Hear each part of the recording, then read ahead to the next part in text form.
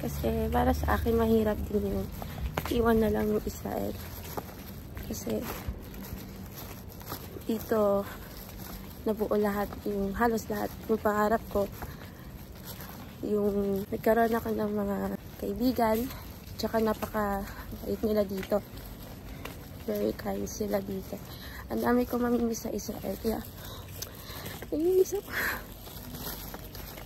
Ayoko sana umiyak, kaso hindi ko mapigilan kasi napamahal na sa akin yung Israel.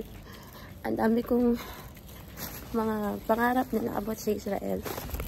And thankful ako kasi kahit 1 year lang kami dito, marami akong napatunayan sa sarili ko. Nakakala ko dati hindi ko matutupad, hindi mangyayari sa akin. Pero dahil dito sa Israel, halos lahat nabuo. Kaya mahirap sa akin yung pag-decide na lang na umuwi. And talagang masasabi kong nandito na yung heart ko sa Israel. Kaya ang hirap bumitaw basta-basta.